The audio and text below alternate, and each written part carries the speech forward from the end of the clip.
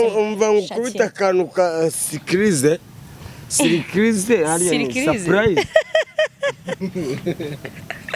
Nari surprise pasi ya boye na monata balobina lekisa mwana langa na bota pongana koma moto ya mbanga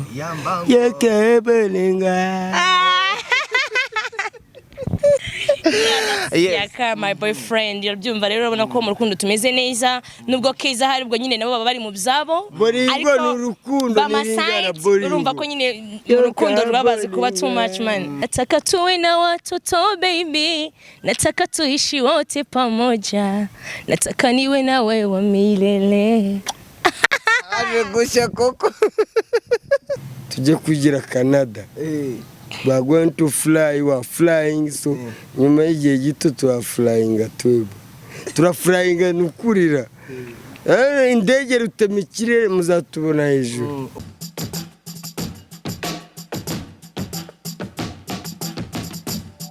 Yes, nizere ko mumeze neza kandi nizere ko gahunda zikomeje kumera neza aho muherereye mu mande enye z'igihugu. Ndabasuhuje kandi mbifurije amahoro y'Imana. Nimba wabyutse bigakunda ukabyuka bikemera shimira Imana yibwire ngo Mana wakoze kuba nabyutse ngiye ku mwuka bazima. Nyuma y'igihe kinini amezi yarabaye menshi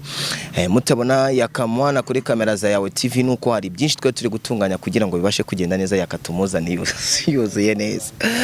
Ari kumwe n'umukobwa mwiza koko. So ndagira ngo rero ntangire mbaye ikaze kuri kamera za yawe TV muraho. Muraho neza. Umeze neza? Turakomeye kabisa bisanzwe. Umeze neza cyane. All the time nge urabizi mba ndi fresh man. Yaka. My name is Gasore Pacific. I'm from Congo. I'm a refugee in Rwanda. So I don't know the problems. Ibibazo ni biki. So dukomeze tujye mbere. Ufite umuntu mushyashya nguvuye hehe bimeze bite? Nkuko mwabyumvishe nyine ngewe naje mvuye muri Canada. Actually igihe kimaze no kugenda ntago aribwo nkivayo hashize amezi yagiye nkuko mubibona. Rero nyine nkuko mudusanze nyine kumwe n'umuntu wanjye nkibisanzwe. Yaka ufite abagore bangahe? Uti abagore mfite murabazi abakuri Yusuf n'ibindi mwagiye musobanura mugenda mumvuga ba super manager baramvuze ngo ndafunzwe ariko ndi kuri yawe TV show. So nukuvuga ngo rero abantu bagabanya umunwa punguza mudomo bavuga ko fonze reka ibyo tubyihorere. Umugore wawe keza ameze ate? Keza araho ameze neza kawungira hari mfite n'agafuka k'umuceri wanjye yambara neza uretse koroza tujye kugira Canada. We are going to fly, we are flying, so nyuma y'igihe gito tuwa flying twebwe turaflying nukurira indege rutemikire muzatubona hejuru. Ubu none ntabwo uzasigara ku kibuga cy'indege? Ubwa mbere narasinze barangarura ariko yaje kunyifatira noneho azagenda gwetse mu mugongo. Oya azafata rutemikirere. Ntabwo nzagenda muri Rwanda ushobora kugira ngo nzagenda muri Rwanda je ni rutemikirere kano. Ako tutaragera kure ngiye ikintu nshaka gushima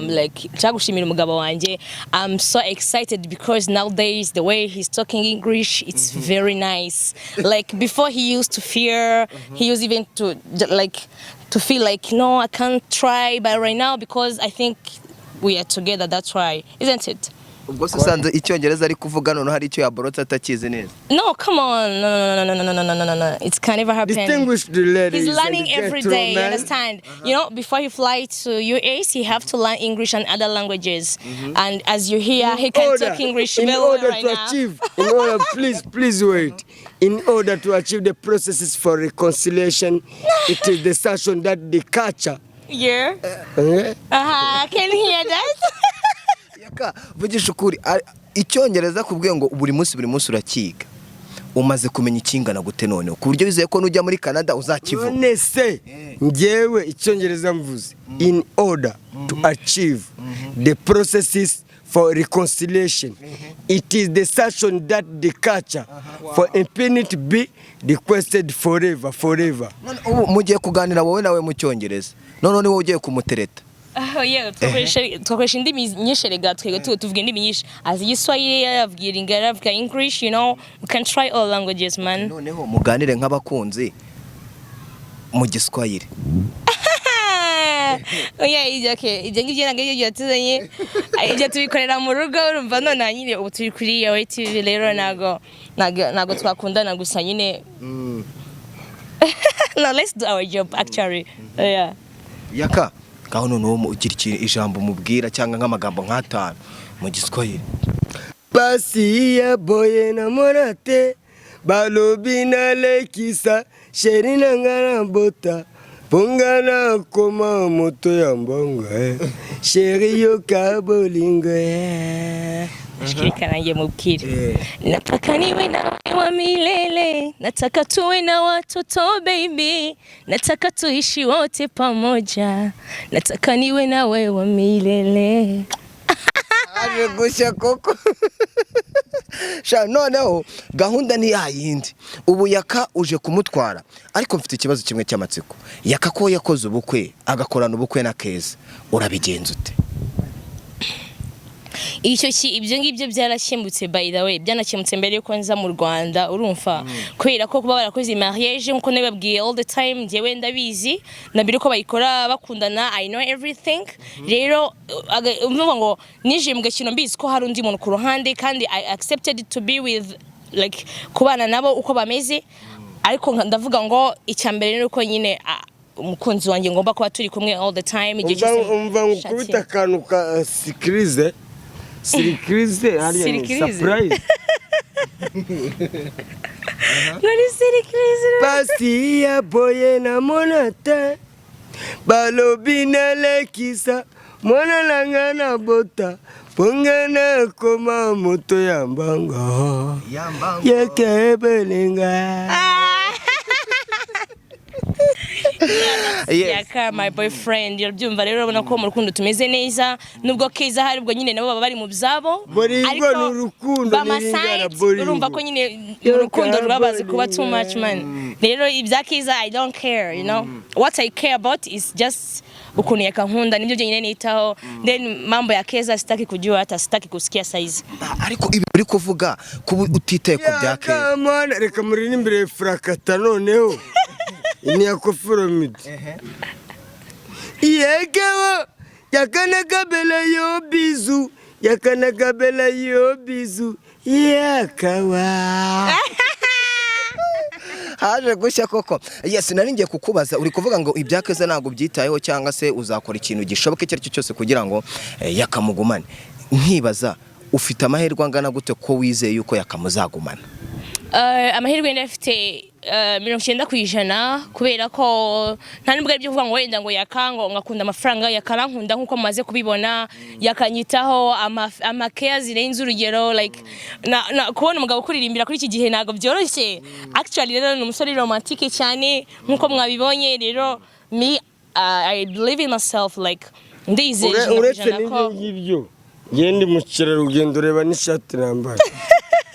Can you imagine wasala? Yeah, ubwo rero ndizera ko nyine nta nazajya kabisa. Fa kuba mwemerera ko abagumana na Keza kandi nanjye akampa umwanya wanjye nkeneye rero other things. Ni ukuvuga ngo uremera kuba umugore wa kabiri? Okay, yes. Ariko nonaha turi muri fiançailles nago turadisida kuba twabana mu rugo urumva rero ngo ngende fiançailles nago ndaba umugore wa kabiri. Ariko nyine we have that plan, twaplanize ko the time I'm flying back to Canada we can go and get marriage there. Koko mu Rwanda bizasaba mu Rwanda tuvuze ngo dukora ubukwe byasaba ko bahana divorce na Keza kandi it's not easy. Nago nzi niba Keza yabyemera gutanga divorce kuko nawe nabonye yarafatiriye byatari uramukobwa nago yoroshye. Ariko nyine when we fly back we can get married there. Thank you very much. Yeah. Yes, ni ukuvuga ngo wowe uremera yuko muzabikorera hanze kubushize yaka ubu yakagombye kuba ari muri Amerika ubu ngo bari hano mu Rwanda ubushize yakubise umuntu ku kibuga cy'indege ntiyagenda wizeye ko nubundi uzamujyana cyangwa wizeye yuko ibintu byose bishobora kubirina icyo kibazo ndagisubiza hariya nari ntwawe na hashiseri yuwazanigera ntwari ku tike ye yishyura amafaranga ye ntabwo ari ibintu byo muri hashiseri ngo muzajya kunegera ngo mungure ibyo mushaka so uyu yazanyitwarira Canada do you know Canada go ahead kone se yaka reka nkubaze ikibazo Keza ni umugore wawe si umugore wawe Keza ni umugore wanjye nako niba mfashe rutema ikirere yanegereza agategereza igihe nzagarukira mu Rwanda hari ikibazo nangwe urumva utazaba ugiye guhemukira Keza kandi mwarasezeranye ntabwo nzamuhemukira nzajya mwohereza amadolari ese amadolari n'urukundo bihuriye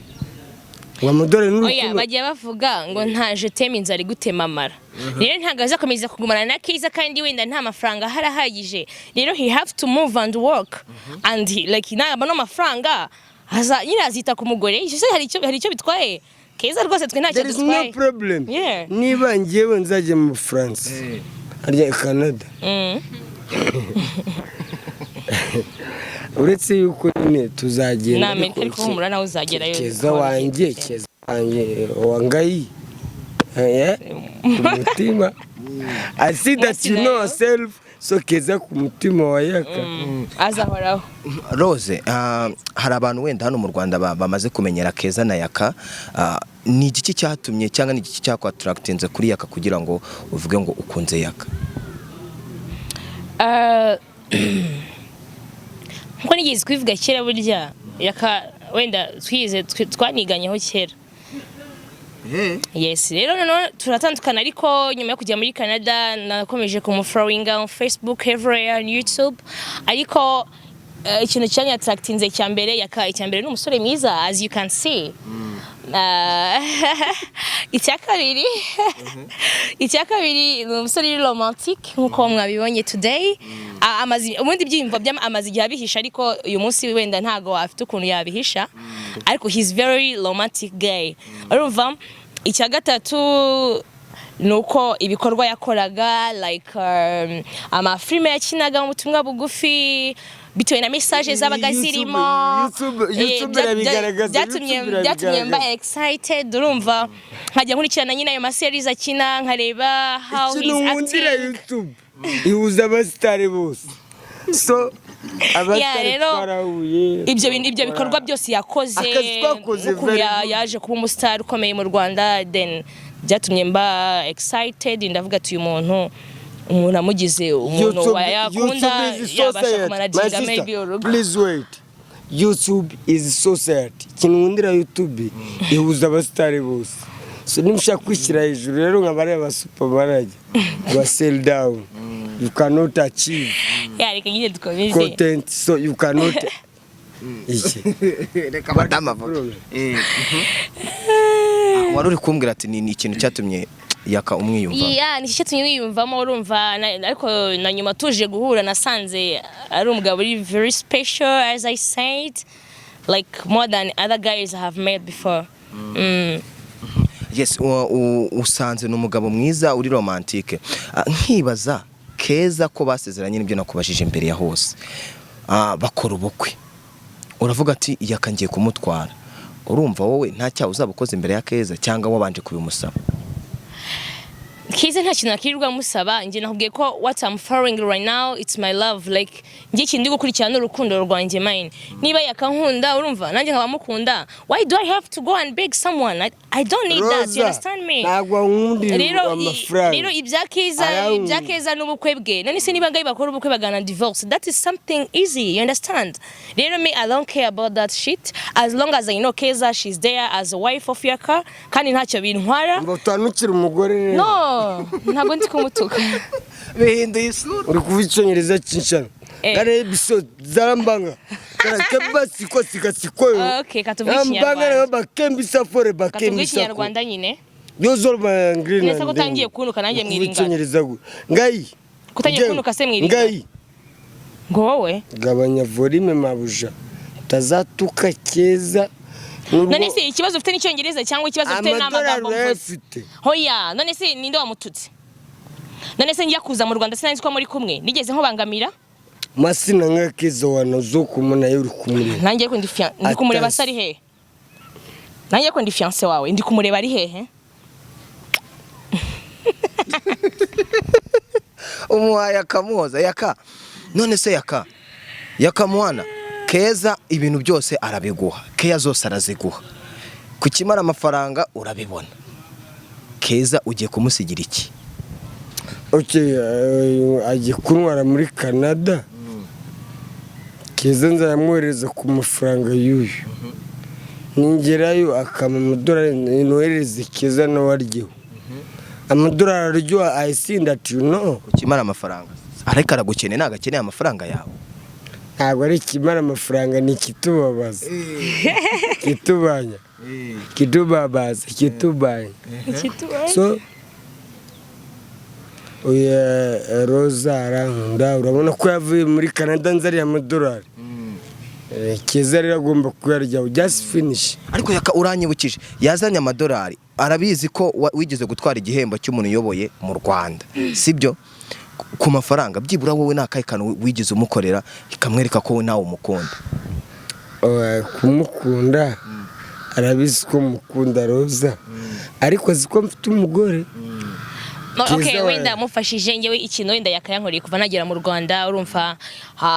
akunda kunsohokana ahantu ku ma hotel menshi ntaramenyera akunda kunjyana ahantu like ku ma swimming pool urumva ntabwo navuga ko oya nyine kubera kazi ko ngewe aribyo niberagamo aravuga ngo fiancé wanjye yakundaga bino reka nanjye mukore surprise mujyane kuri swimming pool mujyana ahantu ajye kurya byibuza ikidari mushyire umugure nako kabyeri aragakumbuye rero abantu ntibazagire ngo I'm the only one umufasha cyangwa yakankorera ibintu byinshi abantu batarabona ari ikintu utarankorera massage kwa massage uyu munsi ndayikora uyu munsi ndagusezeranyije kira gatanu thank you uyu munsi ndahera ku mano mu massaging rwose umubiri wose yes uravuze ati yaka agukorera ibintu byinshi yaka ntagatinya amazi like what do you mean amazi yari ubwoko bwinshi no kujya muri piscine cyangwa no kuyareba mwiba oya nago mugabo wanjye atinya amazi wari wakarabana na yaka ngo mwogane of course yes ni igiki wabonye kuri yaka afiteho cy'umwihariko ku mubiri we wose oya that's private wenda wavuga ku mutwe nango impamvu ngewe nakibonye that is our problem it's a private you understand don't enter now so that is our problem abandi bagiye bareba nyine ibiri inyuma byo ndagira ngo murabibona ariko ibiri imbere it's private between me and him or akeza wenda bahuro I don't know yaka ni igiki wabonye cy'umwihariko kuri no mukobwa mu gihe mwari muri kogana iyi mukobwa impamvu mukunda nuko ankunda it's according love that is love so ibyo nagusobanura rero ndumva ari birebire don't attack arauto utagomba kurenga ugigira ugarukira yes reka Rosa wazo usanga yaka mu Rwanda no umusitari kandi amaze kumenyekana ariko abantu benshi bagenda bavuga ngo yaka ntashobotse yaka nago yitaho nkawe wenda muhorana mu buzima bwa buri munsi yaka ni muntu ki ubundi nyine abantu bahanze akazi bafite akazi ubundi bashobora kuba bafite nuko they don't mind their business you understand me icyo ni cyambere ngiye nabaha message ntago baba mindinga business zabo nujya ku minding izayaka izawe uzazishobora gute man ubwo nizo izo bazakunani urumva rero bajya bareba bitabare babireke ariko nyine jewe okay let me support you ukangufasha abantu bagabanya umudomo muri kumunwa niba twebwe dushutinga filime nyarwanda interviews zigiye zitandukanye interview for interview Abraham ni boy extraje ni ujye basetsa episode kuri episode turakora kuri yawe TV ntago muzankuraho ngiye YAKA Mwana yawe TV subscribe comment and sharing call none se reka ikintu nende kukwibariza abantu benshi bavuga ko yakadashobotse nkaye mu maranye igihe umubona guteka nkuko nyine warongeye kubimbaza nangiye kubikomozaho ariko njewe yaka nanjye okay nuko mbyumva abantu baba bavuga hanze niyo makuru nanjye mba numva kadashobotse urumva ariko njyewe igihe tumaranye iyo turi kumwe mba mbona ari cool kandi aba yakulinze down rero ibindi bintu abantu bamuvugaho nje I don't know I have never seen that you understand me numva nyine amakuru hanze ko wenda ashaka kuba adashobotse cyangwa ariko kuri njyewe cyangwa ku bandi bana ntago mbizi kuri ngiye turi kumwe rwose mba mbona ari umuhungu uri seriye kandi wiyubashye uri cool cyetse wenda nk'iyo yashyizemo ka gacupa gasetsa abantu kandi nabyo it's his talent you understand asekeje abantu ngiye ntago nabifata nkaho ari uko adashobotse cyangwa ibiki it is talent wenda ako gacupa wenda niko sometimes gashobora kuba kandi n'umuntu wese burya umuntu wese yanyweye inzoga karenza urugero character zirahinduka urumva rero I don't blame him for that kwako akenshi ngiye mubona turi kumwe abayikarumye kabisa nta kibazo bafite yakumubona bwa mbere wamubonye nakubwiye ko twiganye yakamwiganye he muri heshuri hoya niko tutangiye kubaza ibintu byinshi nagaruka biri okay ahubwo ushaka ubwo kimva makuru y'ibyo ngibyo ko twiganye primaire urumva rero ntago nshaka ko bivugaho cyane uko nguko ameze ni nako yarameze muri primaire actually impano yo gusetsa yarayifite yarayikuranye ariko nyine ubona ko ari ibintu biraho wenda tuvuga ati nta hantu bizagera ariko ikintu cyatumye mba excited n'ukuntu nyine nabonye iyo mpano yateye imbere n'ukuntu kera yarayifite nibyo byatumye nanavuga ati let me talk to him reka nyine muhe congratulations ubwo nyine aho twatangiriye bigera nyuma n'urukundo ruzamo nuko uje mu Rwanda waramusize wumvaga ko nuzo uzasanga afite umugore wawe cyangwa wumvaga kazagutegereza actually nago nagiye dukundana byari byararangiriye iyo ngiye mu ishuri ariko nyuma nyine nabwiye ko nongeye kumubona aribwo nyine namuganirije nkamubaza byagenze gute amano yawe yarazamutse ibintu nk'ibyo aransobanurira nambwira ko nyine mu bintu nk'ibyo yabonyemo na fiancé kandi bari hafi gukora mariage ndambwira okay nta kibazo ni byiza ntacyo bitwaye ariko nyine nanjye ndumva noneho rukundo nagukura tukikundanira nta kibazo niba ntacyo bigutwaye arambwira ati njye ntacyo bintwaye uramutse unkunze atari kukamenya ko umugore wanjye hari ku ruhande it's okay yeah none hari umuntu ushobora kwibaza ni gute usanze umuntu afite umugore wowe ukava ati uje abo bantu kubatandukanye kandi urabizi ko iyo umuntu ari kurahira imbere y'Imana aravuga ati tuzatandukanwa n'urupfu icyo gihe ntabwo waba wigize urupfu umva mbara witsitsa urumva nambere ngiyewe ntago naje intego yanjye naje nje kubatandukanya kuko nakubwiye ko narabashyigikiye nambere ko bakora mariage yabo urabyumva narabashyigikiye mbafasha no mu bukwe bwabo nko wabyumvishe Banyarwanda naje kubatandukanya urumva Rose agiye kunwara muri Canada agiye kunwara ntago ari bino byashisere bino by'impunzi twabivuyemo agiye kunegeranwa Zawanze nyamoleza ku madolari mwereza amadolari keza ndi kumwe na Roza nguyu Dabiya metation na suroketi nibyo nende kukubaza wari ugikomeza rero nyine hari yatso tugeze nande kukubaza ati ni waba wigize urupfu nta muntu yigira urupfu kuko urupfu ntago tuza uruturuka ari bwo rugaragara nta nubwo wasobanura ngo urupfu ni iki urumva ariko nyine ngewe intego yanzanye ntago yari yo kubatandukanya ko n'ubundi naje nzi ko bari kumwe uretse hanze wenda abantu babyumva nabi bazi ko naje kubatandukanya ariko ntago rwose naje kubatandukanya icyo ngicyo bakimenye ngewe yakanara mukunzi kandi nemera ko abana n'umugore we keza mu mahoro nawe arambwira ati ubwo unyemereye ko umugore wanjye tubana amahoro nanjye ndagukunze nta kibazo upfa ko utazabangamira urugo rwanjye rero urumva aho ngaho nta gatanya irimo ngewe nta gutandukanya nazanye kiritse ahubwo umugore we niyumva ashaka gutandukana na Yaka naho ubundi Yaka nta kibazo afite ko arabizi ko ntababangamira mu rugo rwe nanjye nta kibazo mfite kuko ntago bajya bambangamira Yakabura wavuze ko uzatandukanywa n'urupfu na keza ntiwaba uyu muntu kari wuje ntago ari we rupfu ni we rupfu cyangwa hasi umuntu ahinduka urupfu gutegera icyo kibazo iyo tipi iki kibazo kuvuga ntago ndi butuma gisubiza kuko ntago umuntu ahinduka urupfu umbaje neza cyane umuntu turi kumwe uri mwita urupfu none se warayivuga ngo uzashwana nande na keza excuse me by the way nago yageranya umuntu n'urupfu sibyo se inshuti yanjye what is the problem none se kugiye kubana n'undi mugore muri Canada kugiye kubana n'undi mugore keza umusi gusa niba umukobwa avuye muri Canada akaza kuntwara ikibazo kiri umugabo uzaza avuye nawe Canada agatwara keza uzabyemera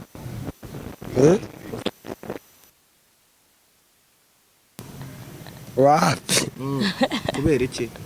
kambe ndi kumwe n'uyu Keza we turahorana murabizi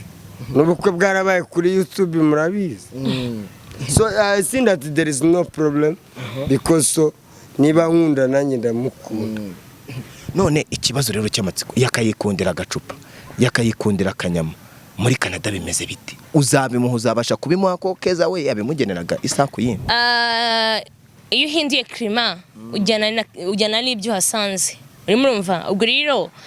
urumva ntago ahubwo ndumva muri Canada aribwo azabibona neza 100% kurusha uko mu Rwanda abibona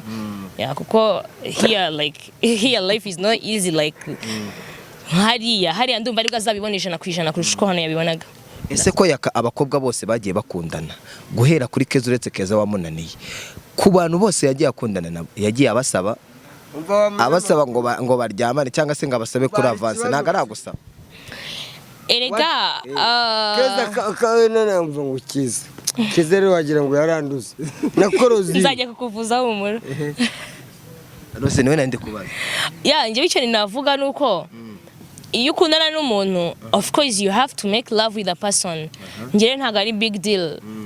abandi ubwo niba hari ukuntu nyine ikibazo ndamutse ngeze muri Canada nkagukatira ngafata umuzungu ngakundana n'umuzungukazi what is the problem ari kibazo humura byose nibibaho umuntu arabyakira ubwo nibiza tuzabyakira uko byaje si byose nose tuzura indege ryaje vuba cyane rwose rutema ikirere vuba cyane harumva nyuma y'uko reka za business turi gukora zirangire ubundi tuzisiga abantu bazihagarariye then we go Chako dufata muri Canada muzatura mu mujyi witwa ngo iki ku buryo abantu bari muri Canada ni bashaka ko basura bazabasura of course bashaka kudusura bari muri Canada bazazi iwanjye ho basanzwe bazi nari muri Ottawa town rero ndumva nago ari ibintu byadanje tuzasubira mu rugo of course ariko hari grafrere witwa Gatsiri nzajya kumusura Kansas of course nta kibazo nta kibazo kabisa yes no yaka uyu mukobwa we wamukundiye iki none atari byo kukujyana muri Canada ibyo kukujyana he kumbwira ngo uyu mukobwa namukundiye iki nuko nkunda iyo umuntu agukunda nawe uramukunda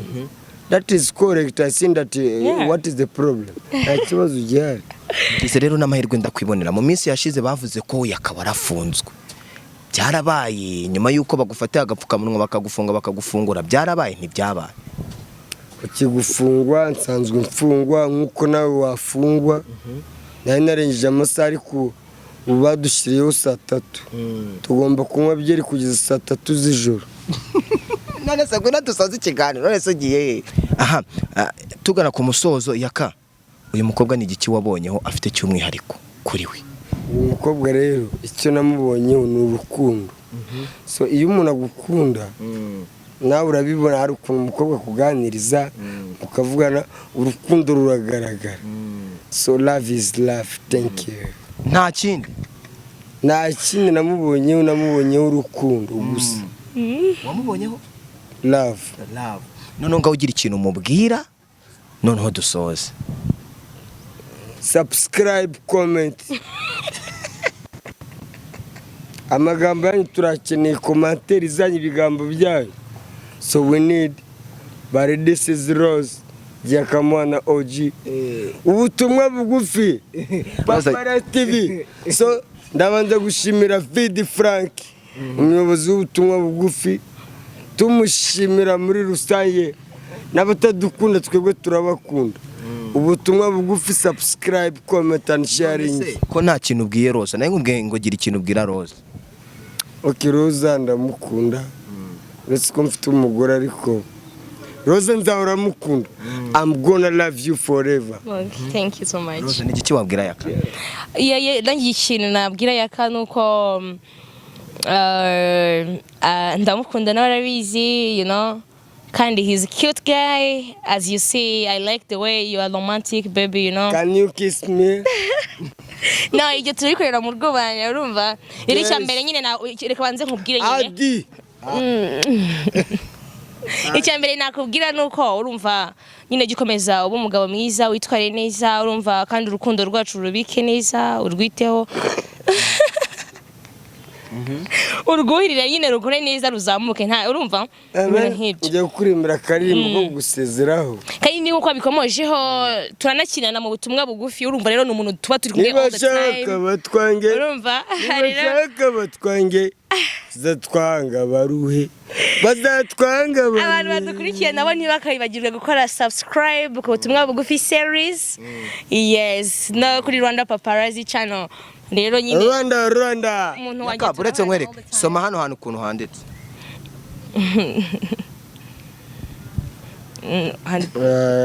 every month turi kumwe every day we are together love you niko handitse yaka uratubeshyuza ukuntu handitse and so love sure ongera urebe neza yes of course yabibonyeho love you yes every month turi kumwe yes rero mwakoze kubana natwe jya kuri menya n'ibitivu kandi subscribe kugira ngo ubuzima bubashe kugenda neza ndetse ukurikirane iyo filimi yitwa Irari Comedy ubundi gahunda zigende neza ugene kuri Rwanda Paparazzi bashyigikire kugira ngo ibintu bibashe kugenda neza ukurikirane yaka n'abagira dushimira abanyarwanda muri rusange abari hanze y'igihugu ndetse n'abari mu gihugu turabashimira mwese. This is YAKA Mwana superstar in Kigali. Ngaho baririmbira. Shimira n'abafana muri rusange. Ikindi narenzaho shimira government of Rwanda ndashimira guverinoma y'u Rwanda so navuze mu cyongereza the government of Rwanda ndabashima cyane by'umwihariko RDF Inkotanyi so mina furahi and thanks. Yes rero mwakoze kubana natwe nizere ko gahunda zanyu zikomeje kugenda neza Uwiteka Imana akomeze kubara Rose. Yes. Urukundo rwawe na Yaka ruzaramba kabisa. Yes rero mwakoze cyane Imana ibahe umugisha.